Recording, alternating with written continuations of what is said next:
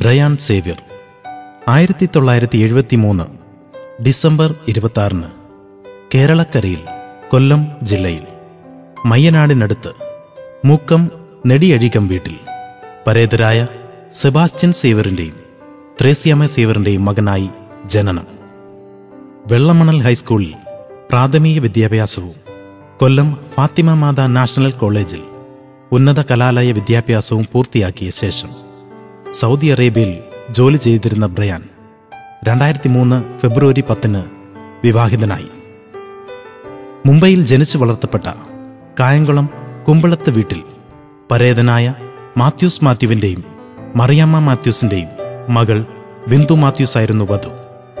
വിവാഹശേഷം ബിന്ദുവിന്റെ ജോലിസ്ഥലമായ UK-യിൽ മാഞ്ചസ്റ്ററിൽ താമസിച്ചു വന്നിരുന്ന അവരുടെ 11 വർഷവും 9 മാസവും നീണ്ട ദാമ്പത്യ ജീവിതത്തിന് 2 കുഞ്ഞുങ്ങളെ ദൈവം ദാനമായി നൽകി. മകൻ ഓസ്റ്റിൻ ബ്രയാൻ, മകൾ ആഷ്ലിൻ ബ്രയാൻ.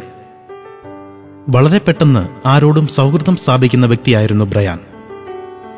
ഒരു ചെറുപുഞ്ചിരിയും വിനയം തുളുമ്പുന്ന പെരുമാറ്റവും തന്റെ മുഖമുദ്രയായിരുന്നു. ആയതിനാൽ തന്നെ സ്വദേശത്തും വിദേശത്തും തനിക്ക് ധാരാളം സുഹൃത് വലയമുണ്ടായിരുന്നു.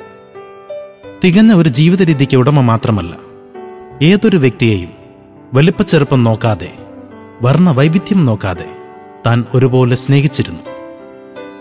ഈ കഴിഞ്ഞ 2014 നവംബർ 16 താൻ രാത്രിയിൽ സ്വഭവനത്തിൽ വിശ്രമിക്കുമ്പോൾ ശ്വാസതടസ്സം നേരിടുകയും പിന്നീട് ബോധരഹിതനായി ഹോസ്പിറ്റലിൽ അഡ്മിറ്റ് ചെയ്യപ്പെടുകയും ചെയ്തു.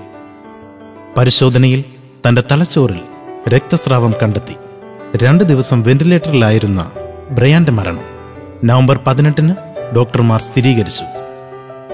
എഴുതി തീർക്കാനാവാത്ത വരികൾ പോലെ, പാടിത്തീർക്കാനാവാത്ത ഒരു ഗാനം പോലെ നമുക്കെല്ലാവർക്കും പ്രിയങ്കരനായിരുന്ന മനോജ് എന്ന് വിളിപ്പേരുള്ള ബ്രയാൻ സേവ്യർ ഓർമ്മകളിൽ മറഞ്ഞു. തന്റെ ആഗ്രഹം പോലെ തന്നെ തന്റെ ശരീരാവയവങ്ങൾ 7 പേർക്ക് പകുത്തു നൽകി മരണശേഷവും ബ്രയാൻ ലോകത്തിന് മാതൃക കാട്ടി. പ്രിയ ബ്രയാൻ സേവ്യറിനെ നീതിസൂര്യൻ പൊൻപ്രഭയാൽ വിളങ്ങുന്ന പൊൻപുലരിയിൽ വീണ്ടും കാണാം എന്ന പ്രത്യാശയോടെ നമ്മയെല്ലാം സ്നേഹിച്ചിരുന്ന മനോജ് ചായന്റെ ഓർമ്മകൾക്ക് മുമ്പിൽ ഒരു പിടി കണ്ണീർ പൂക്കൾ.